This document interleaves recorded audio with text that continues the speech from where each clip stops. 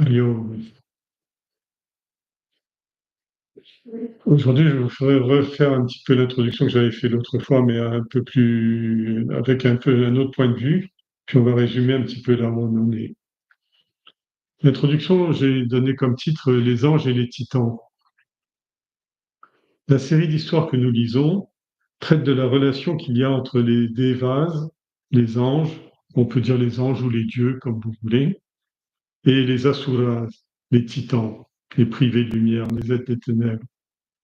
Dès le Rig Veda, ces deux puissances sont les puissances de la lumière et des ténèbres. L'idée mise en évidence est de montrer que bien qu'ils soient différents et opposés même dans leurs actions, qu'ils sont ennemis, ils n'en sont pas moins des entités d'une même essence, c'est-à-dire de la même race.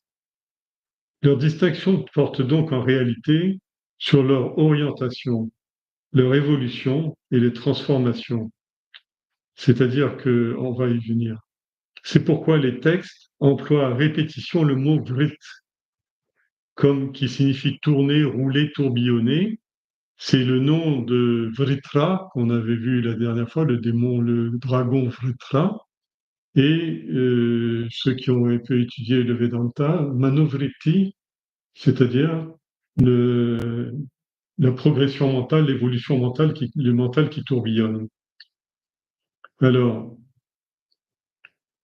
oui.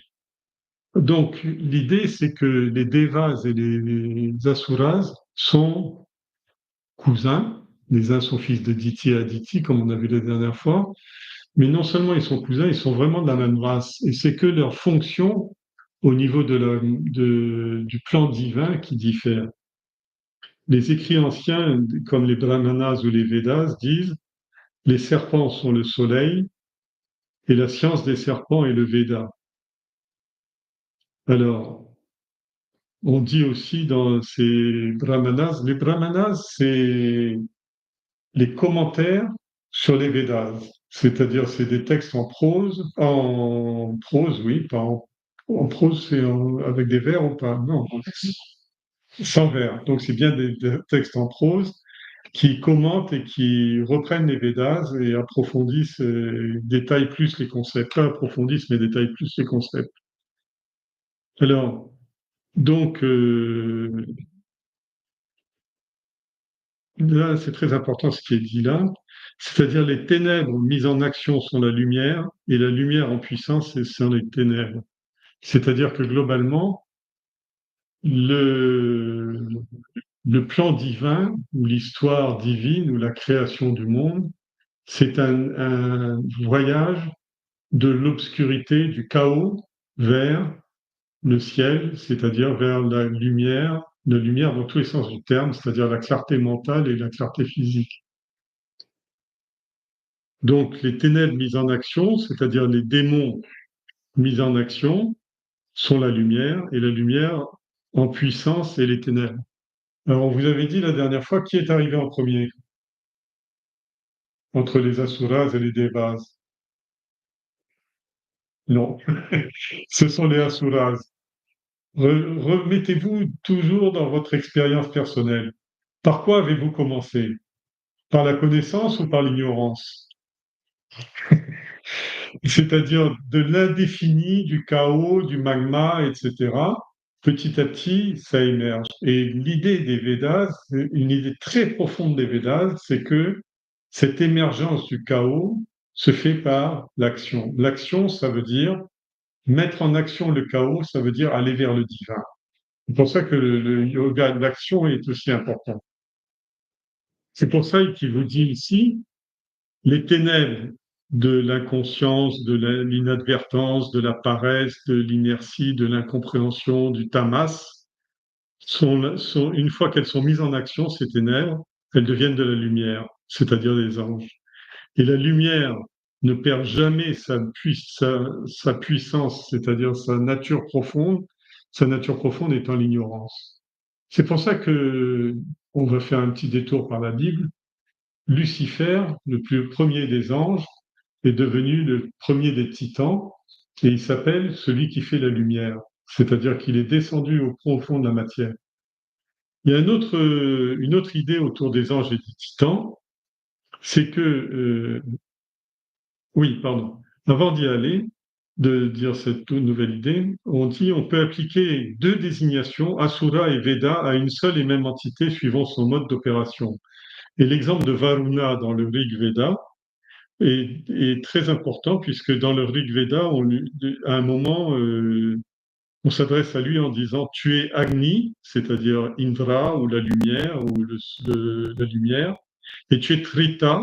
Trita, ça veut dire Vrita, par le fait de ton opération intérieure. Guyena Vratena. C'est-à-dire que globalement, pour être plus simple, tous les anges et tous les démons sont à l'intérieur de nous-mêmes. Maintenant, lorsque vous agissez pour vous améliorer, vous devenez un ange, et quand vous vous laissez aller au chaos, laissez aller à l'ignorance, à la facilité, etc., c'est-à-dire si vous tombez, vous chutez dans la matière, vous devenez un démon. D'accord? C'est pourtant, alors c'est comme les enfants, ils chahutent, et puis tout d'un coup, ils s'endorment. Ah, ce sont des anges. Mais avant, c'était des démons. Mais est-ce que l'enfant a changé? L'enfant n'a pas changé. Mais la chose, c'est, en fait, démon veut dire qui cultive ou qui est sous la coupe de Avarana Shakti et de Vikshepa Shakti, c'est-à-dire de Tamas et de Rajas, et ange veut dire sous la coupe de Sattvic, de Sattva-guna, c'est-à-dire qui va vers la lumière, vers l'évolution, vers la création. C'est-à-dire que le monde n'est pas, si vous voulez, très souvent dans les religions, on présente le bien et le mal, le noir et le blanc, la lumière et les ténèbres, etc., comme étant deux faits, deux équilibres. C'est-à-dire qu'il y a Dieu, mais le démon est aussi fort que Dieu. Mais pas dans l'hindouisme. Et dans l'hindouisme, il n'y a que Dieu. Il n'y a pas de démon. Il n'y a pas de diable. Il y a uniquement le chaos de la matière, le chaos originel, qui est d'ailleurs relatif parce que dans le chaos originel reste la présence de Brahman, c'est-à-dire la conscience divine, est toujours là, mais elle est comme nous dans le sommeil profond. Tout est englouti dans l'obscurité de la nuit profonde.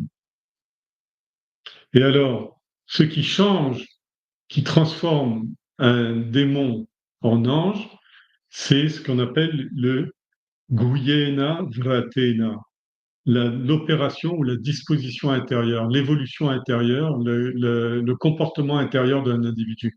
Pas ce qu'il fait dans la société ou ce qu'il fait dans son travail, etc., ou quelle religion il appartient, etc. Non, uniquement son, son opération intérieure. C'est-à-dire que s'il a vraiment... Et tout le monde n'a pas une opération intérieure. Les gens qui se soumettent aux lois de la nature, comme les animaux, etc., n'ont pas les plantes, les animaux, n'ont pas de démarche intérieure. Mais l'homme a une démarche intérieure. Mais cette démarche intérieure, très souvent, elle est très minime, très faible. Et non seulement elle est très faible, mais en plus elle est désorganisée, elle n'est pas méthodique. Mais quand l'homme commence à vraiment chercher à l'intérieur de lui-même et chercher à évoluer intérieurement, à ce moment-là, il commence ce qu'on appelle une sadhana, une évolution intérieure. Et de la même façon, on va dire, la création tout entière se cherche à travers la matière, recherche Dieu à travers la matière, et c'est le mystère de la création, c'est-à-dire de passer de l'ombre à la lumière, à Satoma, Satgamaya, Tamasoma, Jyotirgamaya. Du tamas, de l'obscurité, je vais vers la lumière, de l'inexistence ou de l'existence automatique, non vécue, de, de l'existence automatisée comme un automate, je vais vers Satgamaya, c'est-à-dire l'existence déterminée, l'existence voulue. Maintenant, ce que l'on peut dire aussi, c'est que dans la symbolique, juste une question symbolique maintenant sur les anges et les titans, Les anges sont représentés sous forme des hommes et des oiseaux. C'est-à-dire que très souvent, notamment l'aigle ou le paramamsa, le cygne, c'est-à-dire des oiseaux qui volent haut dans le ciel. Alors, ils représentent les anges. Et toute la gens ailés, d'ailleurs, jusqu'à quelles que soient les religions, généralement, presque toutes les religions, les anges sont représentés avec des ailes.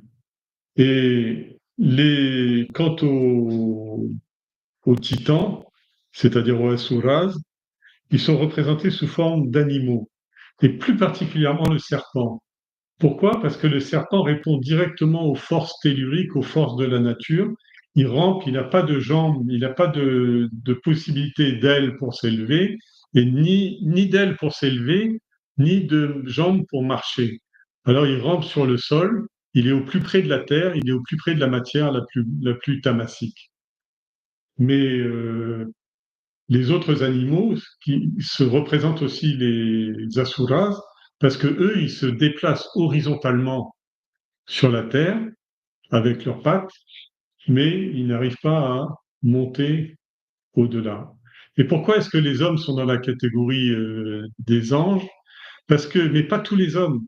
C'est-à-dire les hommes, ils peuvent être soit des animaux, c'est-à-dire ils mènent leur vie de façon totalement horizontale, ou alors ils mènent leur vie de façon transcendantale, c'est-à-dire ils essayent de ouvrir leur esprit, épanouir leur esprit comme un lotus qui s'ouvre à la lumière, c'est-à-dire ouvrir leur esprit à la lumière de la connaissance et ouvrir leur esprit comme un lotus à la lumière de la connaissance, ouvrir leur cœur comme un lotus à la lumière de la foi, de la beauté, des belles qualités divinitaires, émotionnelles. Et, et on va revenir dessus cette histoire-là. Mais je ne sais pas si je vais mettre quelque chose de ça dans les.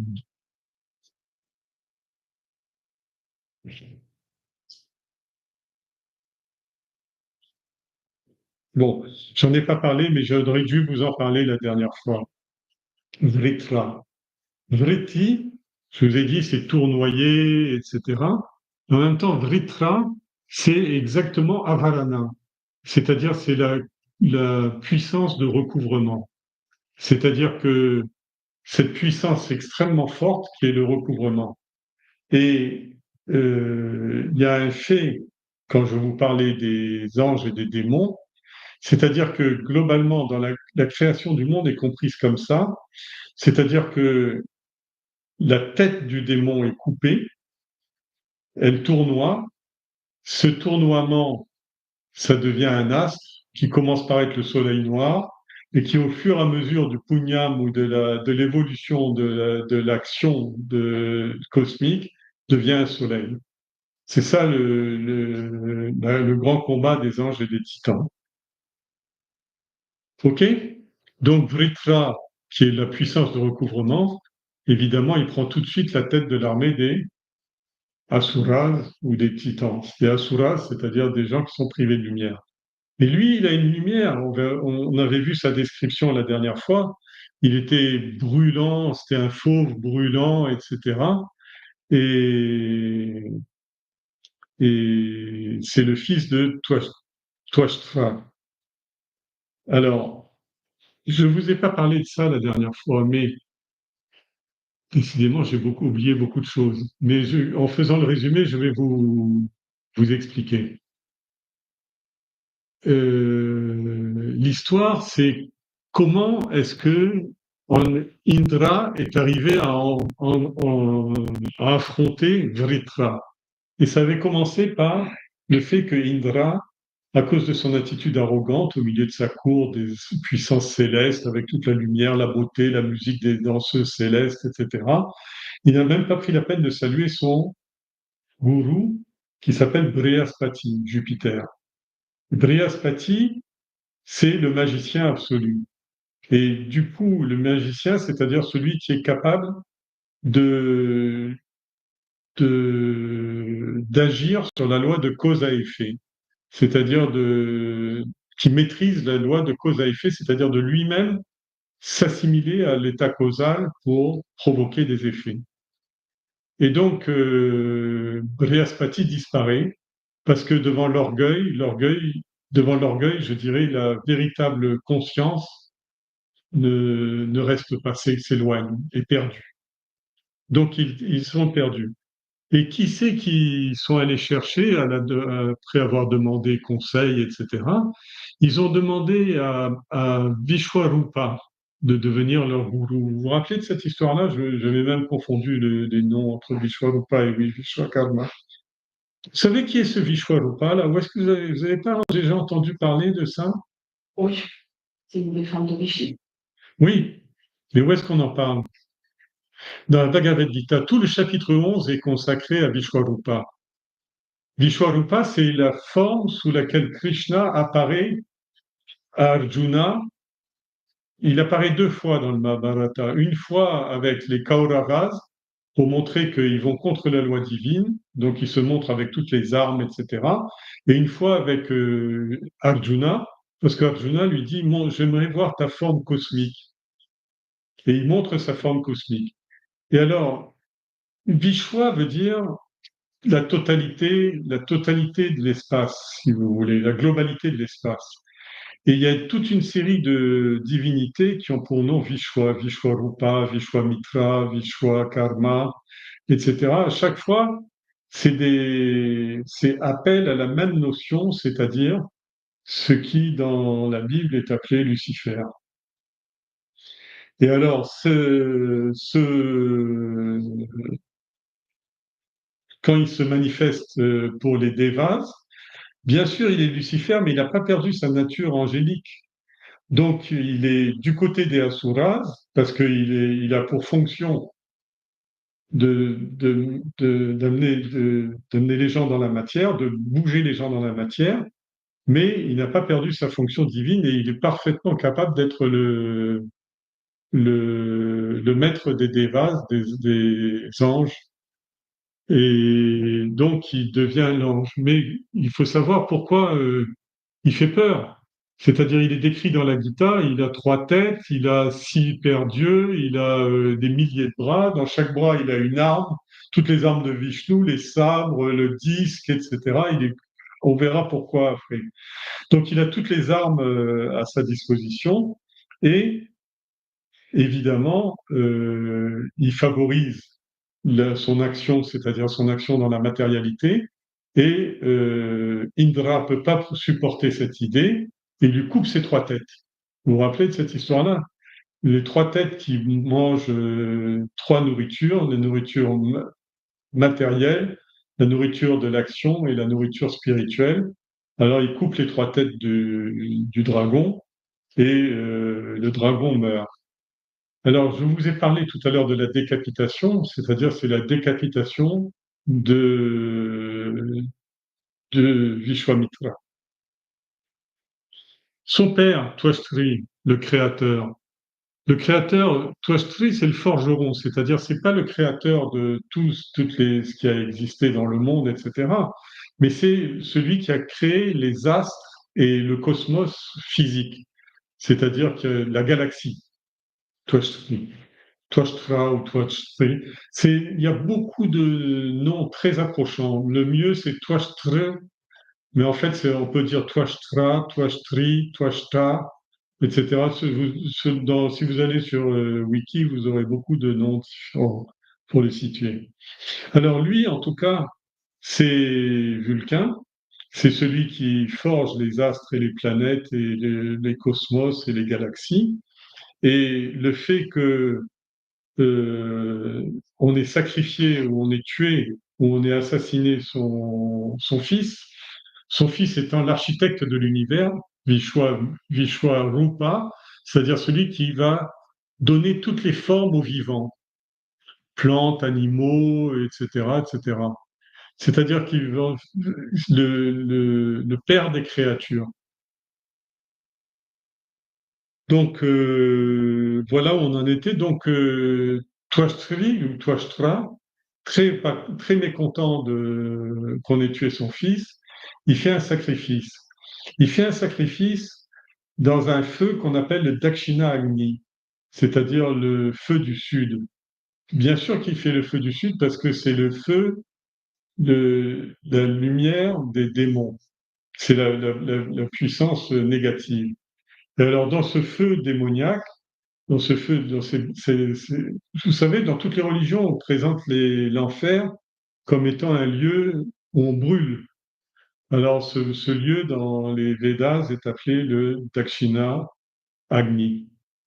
Alors, donc il fait ce feu, et dans ce feu, il verse quelques gouttes de soma, c'est-à-dire le sacrifice divin.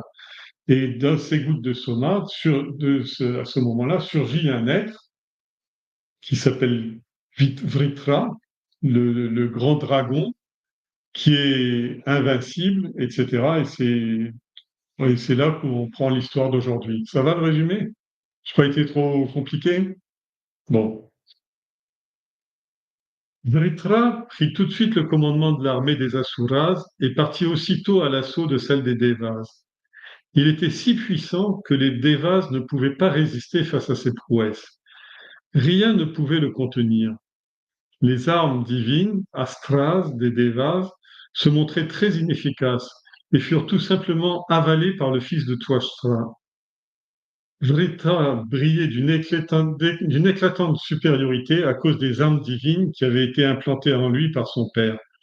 Alors, on va voir cette histoire des armes divines, parce que ça tourne beaucoup, évidemment, dans le combat entre les armes divines, parce que pour le moment, euh, Indra n'a pas d'arme, mais il a un bouclier, vous vous rappelez? C'est-à-dire il est en protection, c'est-à-dire il a déjà la défense, le kavacha, il a déjà sa défense, mais il n'a pas des armes pour le moment. Et Vritra, lui, il a toutes les armes. Et c'est normal puisque cette tête coupée de son fils, ça représente l'énergie du monde qui se met à rouler, qui se met à tourner, c'est-à-dire c'est la gravité universelle, c'est la puissance d'attraction et de circulation universelle.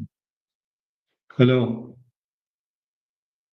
oui, alors dès que on va voir cette histoire d'armes, qu'il avale les armes, c'est-à-dire pourquoi il avale les armes, on va voir ça, ouais, ce que vous allez comprendre plus tard. Alors les armes divines s'appellent des astras, c'est-à-dire c'est pas des armes ordinaires, ce sont des armes qui agissent au niveau causal, c'est-à-dire dans le monde subtil. Et elles sont d'autant plus puissantes qu'elles agissent sur la cause et donc elles sont pas arrêtables une fois qu'elles sont manifestées dans le monde matériel.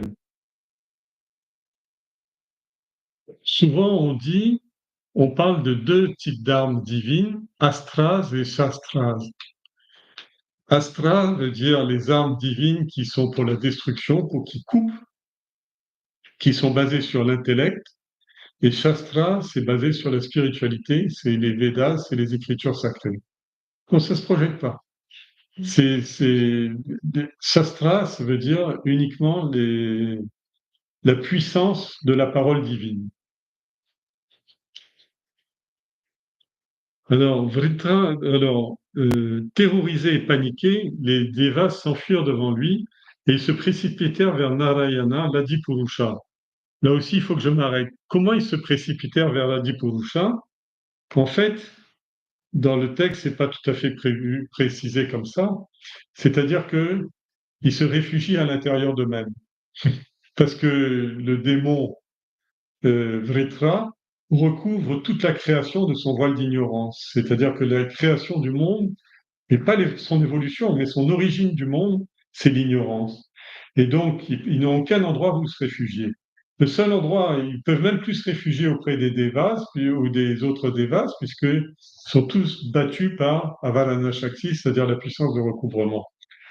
Donc, le seul endroit où ils peuvent vraiment se réfugier, c'est dans leur cœur. C'est comme nous, par exemple, quand l'avion tombe, où se réfugier? Ben, on se réfugie dans notre cœur, on ne peut pas se réfugier ailleurs parce que tout tombe. Alors, ils se précipitèrent vers Narayana, l'Adipurusha.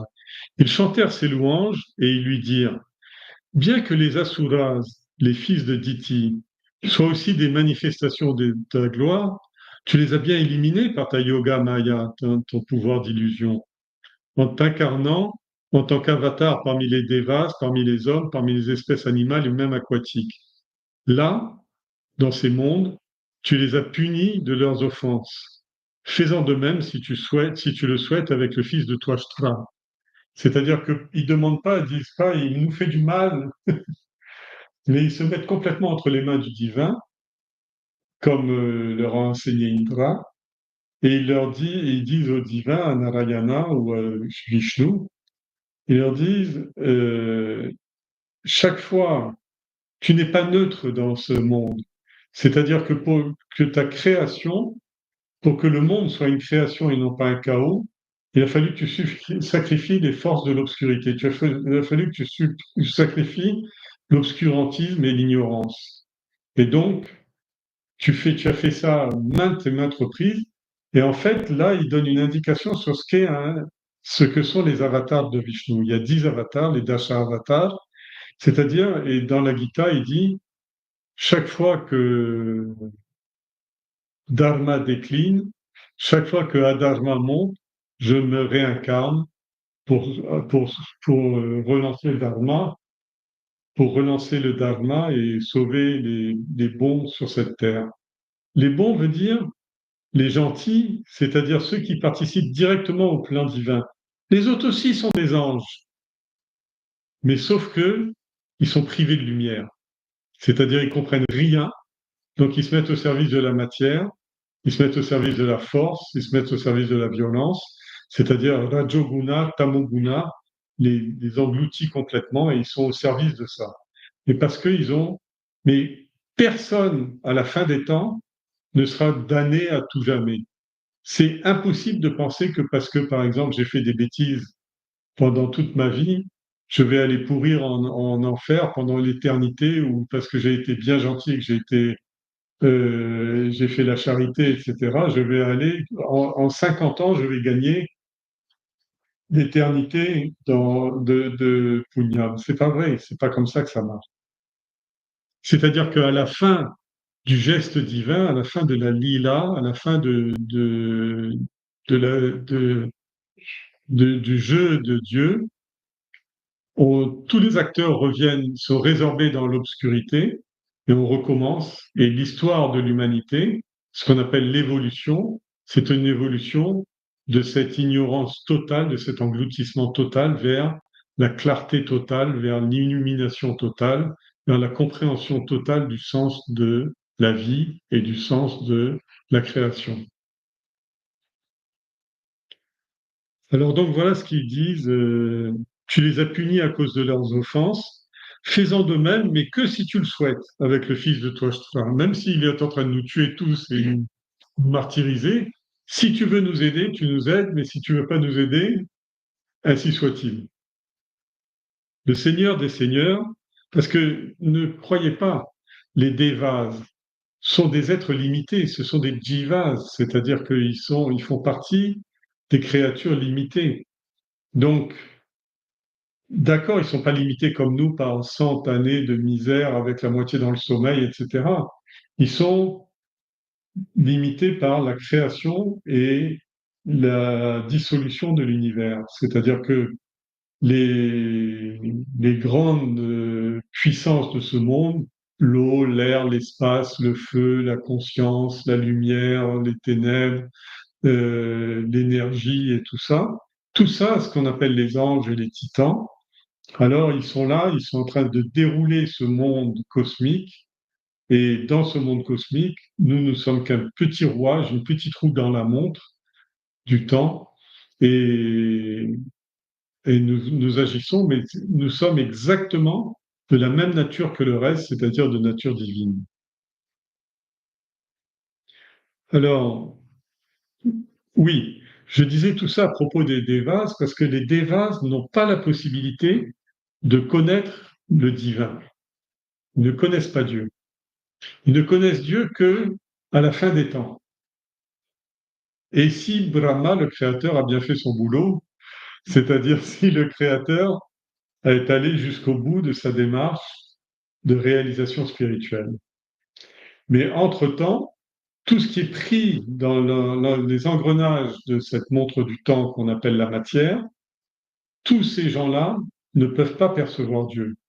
Donc, Dieu est incompréhensible, atintia, comme on dit, inconcevable, incompréhensible, inconnaissable, etc., etc. Sauf par une chose qu'on appelle l'intuition intellectuelle, c'est-à-dire que le Seigneur se manifeste à travers un ressenti, à travers l'individu.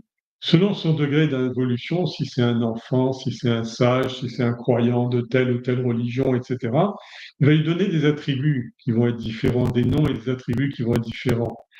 Mais ce qui est la véritable apparition, c'est l'apparition de la conscience d'expérimenter l'inexpérimentable. C'est pour ça qu'on dit qu'ils chantent leurs louanges au Seigneur, etc. Mais ils ne voient pas le Seigneur des Seigneurs. Et tout d'un coup, quand ils ont... Il faut voir dans le livre, il y a au moins 10 pages, pure métaphysique, une beauté incroyable ce passage, comment les Devas invoquent Narayana. Ils invoquent à travers tout le Bhagavatam, à travers les Védas, à travers... Tout est déroulé d'une façon vraiment majestueuse parce que c'est les bases. Donc c'est un chant vraiment magnifique. C'est sur le canto ou le skanda 6, c'est le chapitre 10. Alors, tout d'un coup, le Seigneur des Seigneurs apparut devant eux et leur dit, n'ayez plus crainte, n'ayez crainte. Je vais vous suggérer une méthode par laquelle vous pourrez détruire Vritra. Je vous suggère d'aller trouver le grand Rishi, le premier des ascètes, celui qui a pour nom d'Adichi. C'est lui qui a enseigné le Brahma Vidya aux jumeaux Ashwin, et pour le récompenser, les Ashwin Kumaras lui ont accordé l'immortalité. Datiji est aussi celui qui a donné le Kavacha à Twashtra, lequel a donné cette armure invisible à son fils Vishwarupa, lequel te l'a donné à son tour à toi, ô Indra. Par conséquent, allez voir Dadichi et demandez-lui ses os, car ils sont solides et puissants. Faites-vous accompagner par les jumeaux Ashwin et qu'il vous aide à demander au rishi, qu'il vous aide à le demander au rishi de vous faire don de son corps. Vous verrez, il y renoncera et il vous le donnera. À partir de ces eaux, on va arrêter là. En fait, il les envoie vers Dadichi. Dadichi, c'est le premier des ascètes, le plus grand des ascètes. C'est lui qui a créé, c'est un rishi, comme un des Saptarishi, un des grands rishis, mais c'est son idée, c'était l'ascétisme, c'est-à-dire le renoncement au monde. Et comme il a renoncé au monde, les Devas lui ont lui ont confié pour garder toutes ses armes. Et il a, il a gardé longtemps, longtemps les armes, et les Devas ne sont pas venus les réclamer. À la fin, pour retourner à sa méditation, qu'est-ce qu'il a fait? Il a pris toutes les armes, il les a jetées dans un océan, dans l'eau, il a bien remué et il a avalé le tout. Ça lui a renforcé les os. C'est pour ça que- donc on reviendra sur cette histoire-là. Mais quand il a avalé, on va y revenir. C'est-à-dire que ce qu'il a avalé, la puissance des armes qu'il a avalées, c'est-à-dire l'écume de ses eaux qui étaient mélangées dans l'océan, alors cette écume-là, c'est Narayana qui était là en personne et était sous la personne de son disque. Alors,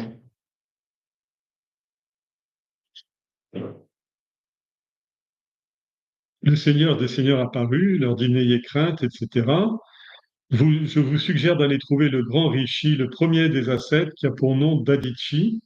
C'est lui qui a enseigné le Brahma Vidya aux jumeaux Ashwin. Les jumeaux Ashwin, on dit tout le temps, c'est les Gémeaux, hein, la constellation des Gémeaux. Alors, les Ashwin Kumaras en sanskrit, alors en fait, c'est les médecins des dieux. Et mais c'est pas seulement des dieux, c'est-à-dire que c'est eux qui sont responsables de la guérison chez tous les êtres, de la guérison et de l'évolution spirituelle de tous les êtres, et de la guérison physique et mentale de tous les êtres par les Ashwin Kumaras. Globalement, et là, qu'est-ce qui vous indique? Ils avaient besoin de connaître ce qu'on appelle le Brahma Vidya, c'est-à-dire la connaissance de soi, on peut appeler Atma Bodh ou comme vous voulez, ou la réalisation spirituelle. Alors, ils avançaient, mais ils étaient limités dans leur qualité en étant des devas, ils étaient des êtres finis. Et Dadichi, lui, c'était un être infini. Pourquoi? Parce que les grands rishis voulant dire ceux qui voient au-delà, c'est-à-dire qui voient toute la lumière divine, alors les grands rishis, ils voient tout le plan cosmique. Et il était capable de donner l'enseignement du Brahma Vidya, comme Krishna l'a donné à Arjuna, Dadichi l'a donné aux jumeaux Ashwin. Alors, et en récompense, ils lui ont donné l'immortalité, mais pas l'immortalité absolue, l'immortalité pour tout le Sankalpa, c'est le Vikalpa, c'est-à-dire tout le Manvatara, toute la création du monde, tout le cycle de la création, alors il est immortel. Dadichi aussi était celui qui a donné le Kavacha à Twashtra. Le fameux Kavacha que Indra est en train de porter sur lui, alors c'est Dadichi qui l'a donné au départ parce qu'il fallait que ce soit un grand ascète qui mette au point cette technique. Le Kavacha, c'est un, un yoga, une technique spirituelle très profonde, qui consiste à toucher des parties de son corps et à chaque fois d'investir chacune des parties de son corps avec le nom de Dieu, de Narayana ou de Vishnu, etc. Om Namo Narayanaye. Alors, à chaque fois, et ça, c'est resté dans les traditions, par exemple, sous la forme, par exemple, chez les chrétiens, du signe de croix. Ça vient de là. Ça remonte depuis cette époque-là. Et donc, le kavacha, c'est à la fois une armure, un bouclier, et même quand j'étais petit, il y avait encore les. Je ne sais pas si vous avez connu ça, les uns et les autres, vous êtes beaucoup plus jeunes que moi, mais les scapulaires. C'est-à-dire quand on faisait la confirmation, vous mettez un morceau de toile, un double collier en toile qui était scapulaire et c'était la protection, c'est-à-dire la confirmation, c'était le sacre. Comment? Le sein scapulaire qui était censé vous protéger de tous les problèmes. Alors, c'est le kavacha. Et donc le kavacha, maintenant, ça consiste à ce que chaque partie du corps, c'est-à-dire les 5 éléments, chaque partie du corps, les pieds, les jambes, etc., les organes d'action et les organes de perception, mais aussi les 5 éléments, les 5 souffles vitaux, tout doit être revêtu de Vishnu, c'est-à-dire de la conscience. Et même, par exemple, quand on fait des petites séances de Hatha Yoga, on demande, il y a une technique de méditation dans laquelle on dit concentrez-vous sur les pieds, concentrez-vous sur les genoux, concentrez-vous sur les épaules, etc., etc., etc. Alors, c'est le Kavacha.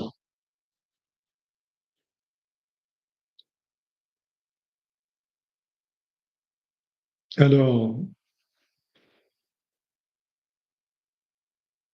alors c'est Dadichi qui a donné le Kavacha. Il l'a donné à qui d'abord? Il l'a pas donné à Indra directement. Il l'a donné à Twashtra. Et Twashtra, c'est-à-dire le maître de l'univers, l'a donné à son fils, l'architecte de l'univers, lequel te l'a donné à toi. Pourquoi?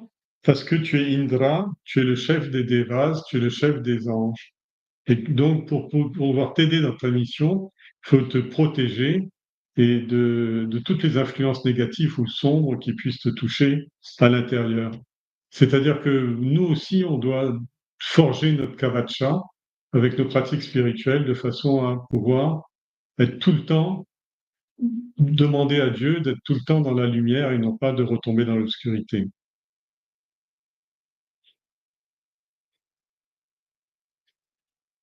Par conséquent, allez donc voir Dadichi et demandez-lui ses os, car ils sont solides et puissants. Je vous ai expliqué pourquoi ils étaient solides.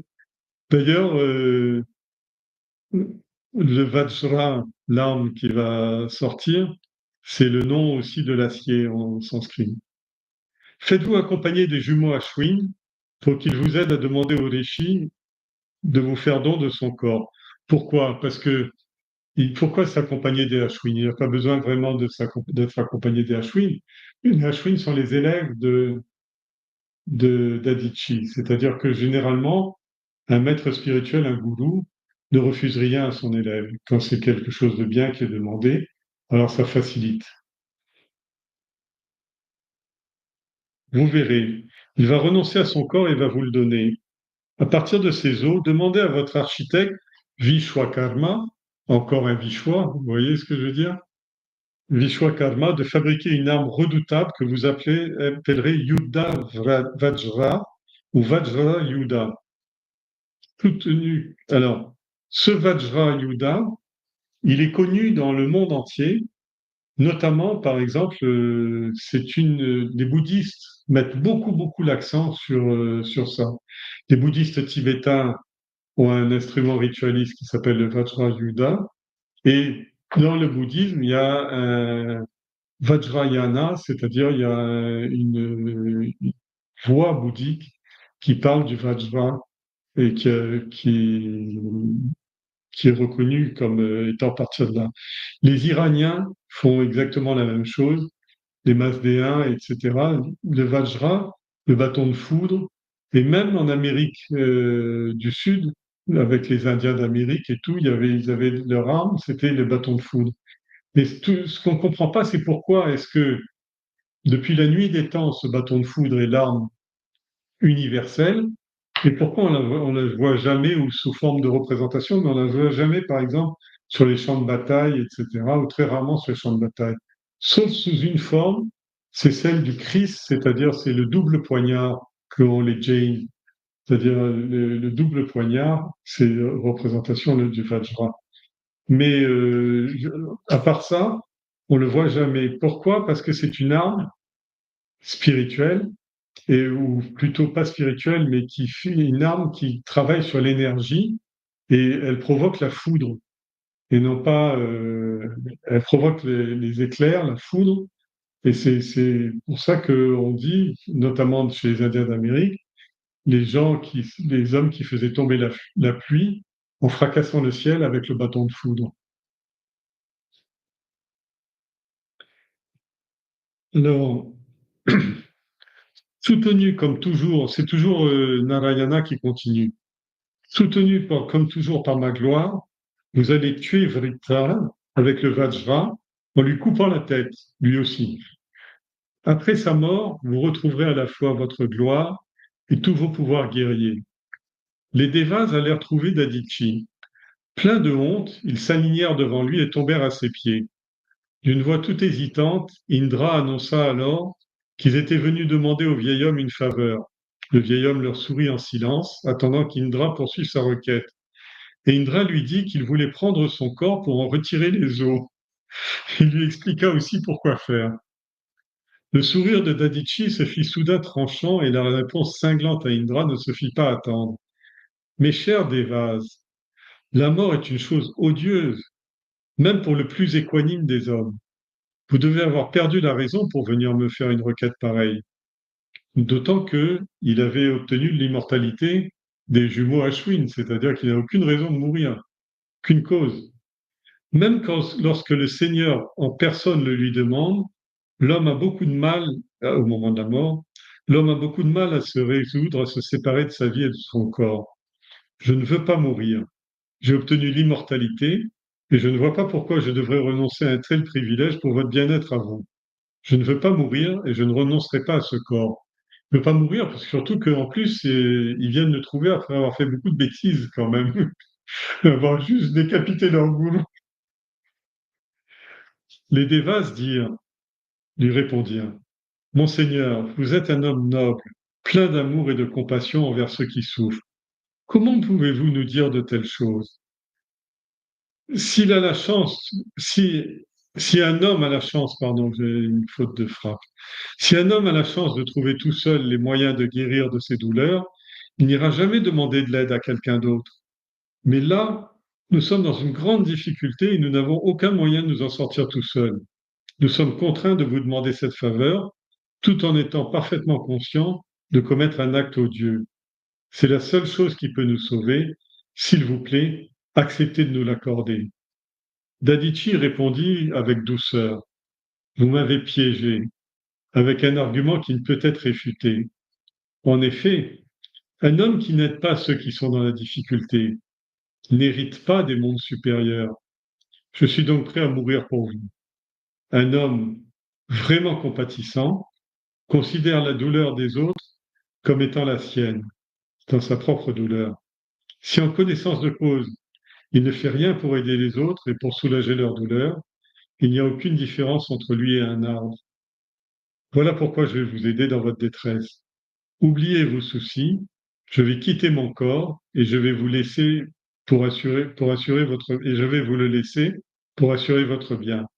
Mais n'oubliez pas, c'est surtout parce que Narayana lui-même a assuré qu'il allait vous être utile, ce corps.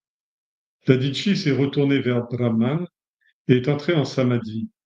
Il a alors renoncé à son corps que les Devas convoitaient tant. Avec l'aide des Ashwin, Indra a retiré du corps les puissants os du Brahman et les a apportés à Vishwakarma. Avec ces os, l'architecte a façonné une arme terrible, la foudre divine, connue dans le monde entier sous le nom de Vajra. Alors, quand il a pris sa décision, j'ai fait une petite note explicative. Quand il a pris sa décision, Dadichi a tourné son esprit vers le suprême et c'en était fini de lui. Il y a plein de fautes dans la transcription. Avec l'essence, les souffles vitaux, l'esprit et l'intellect contrôlés, avec la conscience entièrement concentrée sur la réalité intérieure, il brisa tous les liens avec le corps et délaissa le corps sans même se rendre compte qu'il était trépassé. Je vous ai mis ce passage, dommage, je vais le rectifier, je vais le corriger. Hein, j'ai fait plein de fautes, j'ai tapé ça à la va-vite tout à l'heure. En fait, euh, ça montre ce que c'est que la mort. C'est-à-dire qu'on dit, par exemple, que les hommes de réalisation, les Dvija ou les Swamis, ou les hommes de réalisation spirituelle ne connaissent pas la mort. Et on vous explique, ce petit passage-là vous explique pourquoi. C'est pas qu'ils meurent pas, leur corps meurt pas, ils souffrent, ils sont malades, ils sont vieux, ils ont plein de problèmes, etc. Ils souffrent énormément, cancer, tout ce que vous voulez, mais il y a un moment où ils se détachent complètement. D'abord pendant leur méditation, c'est-à-dire leur méditation est tellement concentrée que ils oublient les couches les plus matérielles de leur personnalité, c'est-à-dire ils se réfugient dans la couche Vijnana Maya Kosha, c'est-à-dire la couche intellectuelle. Ils oublient Mano Maya Kosha, c'est-à-dire la douleur et le plaisir aussi dans Manomaya Kosha. Mais eux, ils vont dans Vijnana Maya Kosha, c'est-à-dire ils vont dans l'intellect pur.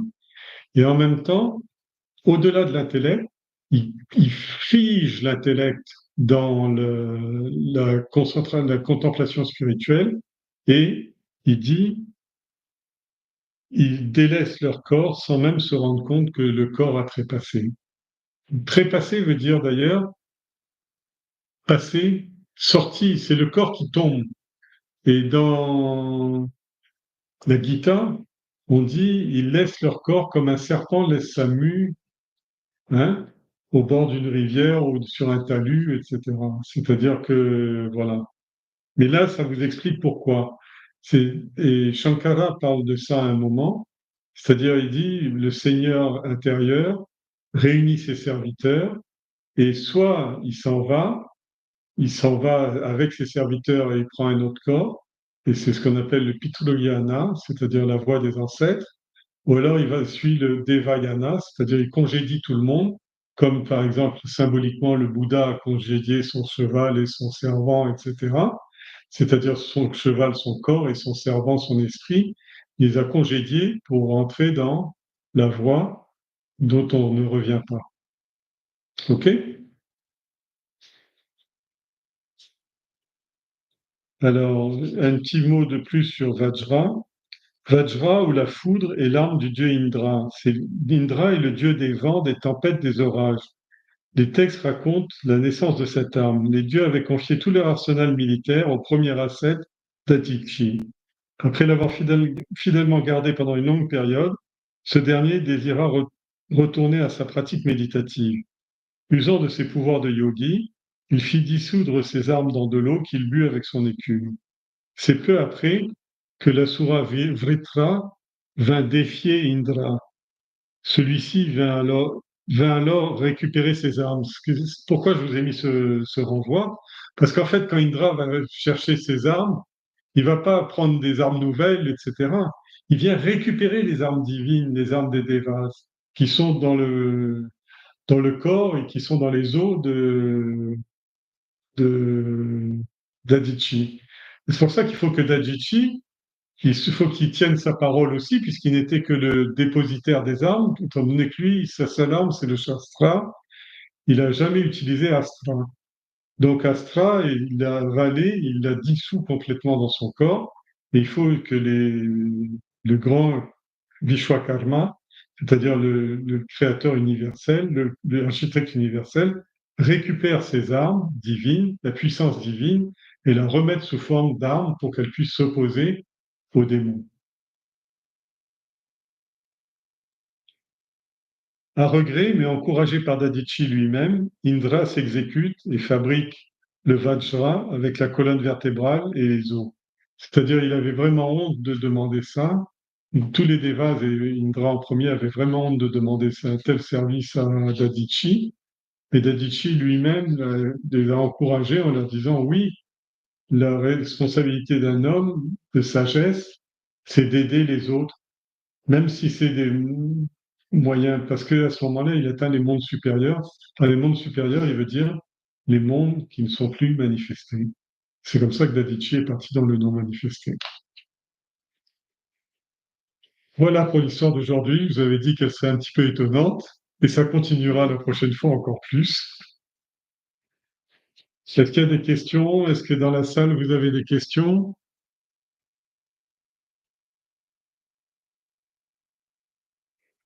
Moi, j'en ai une concernant l'Ubar, et je pensais qu'il y avait les armes comme les épées, enfin, les armes tranchantes. Oui. Mais je pensais qu'il y avait aussi des armes de projection comme les lances. Oui, oui, oui, absolument. Oui.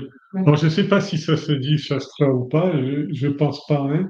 Mais c'est vrai qu'il y a des distinctions sur les armes qui tranchent, les armes qui abattent, comme les massues, et les armes de jet, comme les arcs et les javelots.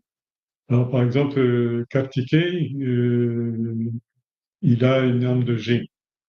Beaucoup de ceux qui sont représentés comme détenteurs de la puissance divine, ils ont des armes de jet, c'est-à-dire ils vont à l'au-delà, ils projettent au-delà du monde présent. Mais j'ai pas les noms sanscrits. Mais en tout cas, Astra veut dire toutes les armes divines. Dedans, il y a même des armes dont on n'a pas vraiment, qui sont pas vraiment des armes forgées, comme par exemple le feu, l'eau, etc. Tout ça fait partie de Astra.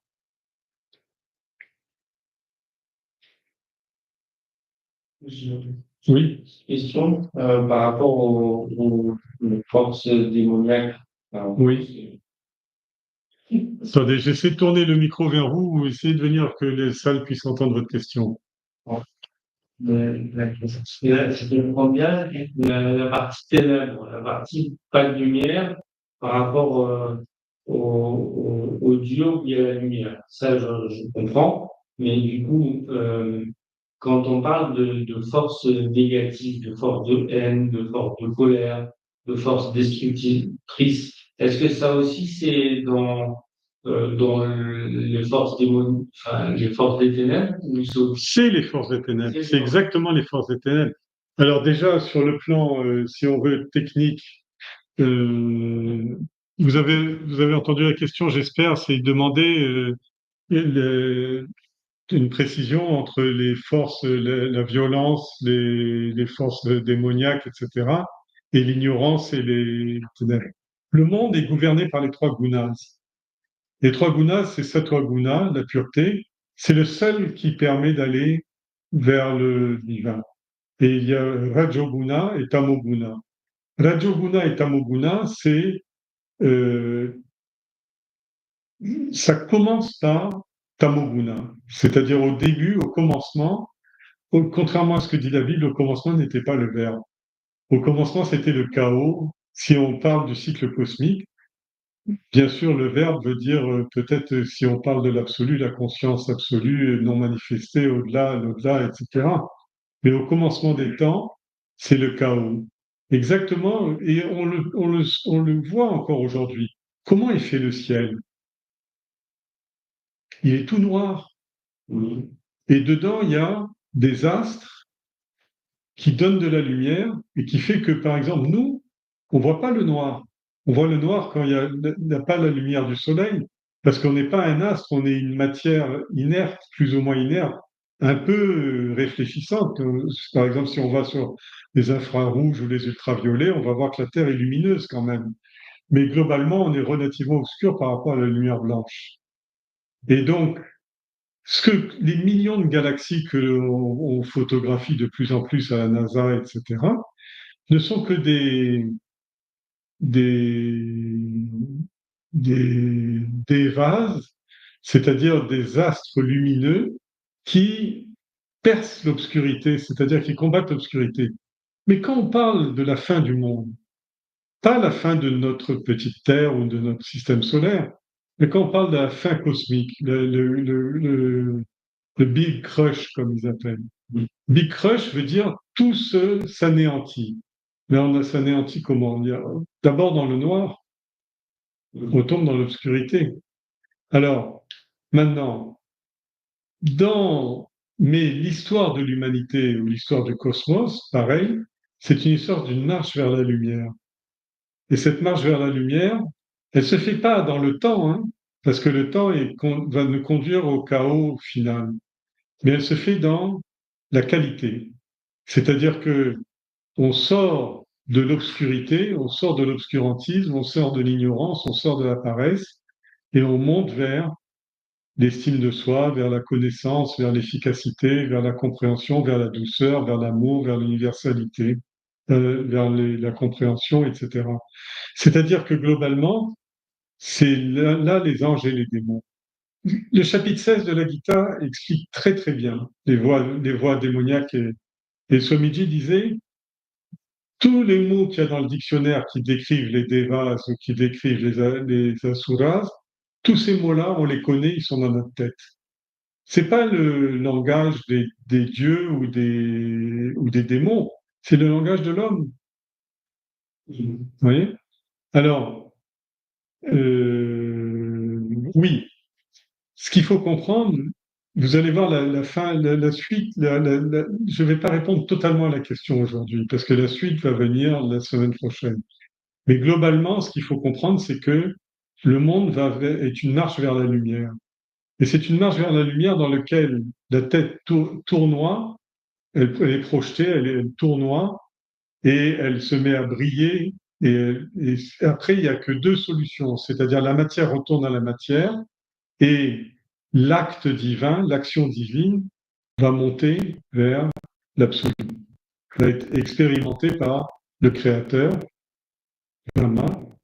Et cette observation du devenir de la création par le Créateur et sa méditation qui va le conduire vers l'absolu. Ça va? Ça répond un peu? Et vous allez voir que ça va prendre un tour très étonnant la semaine prochaine.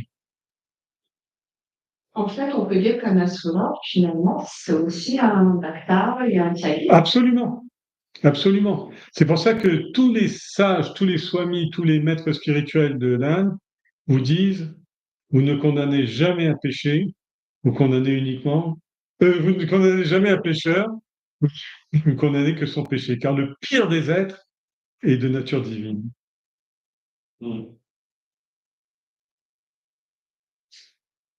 Alors, on va dire à des gens qui n'ont pas de perspective spirituelle que Hitler était un ange. Comment? Oui, mais c'est ça. Mais c'est-à-dire que tant que, c'est-à-dire il va retomber dans la matière jusqu'à au pralaya, c'est-à-dire la dissolution finale. Et là, peut-être son essence divine va être manifestée. Et puis, quelque part, il était dans son dharma, ok. Oui, oui. C'était ce qu'il devait faire. Il était venu pour ça. Oui. Même si c'est terrible. Oui, absolument. C'est à peu près ce qu'on va voir la fois prochaine.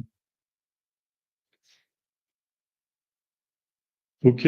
Je ne crois pas que la salle m'ait envoyé de mail avec des questions, mais je vous rappelle que vous pouvez poser des questions soit avec le chat, soit avec le mail. Et s'il n'y a pas d'autres questions, on va peut-être terminer là, parce qu'il est déjà 7h30.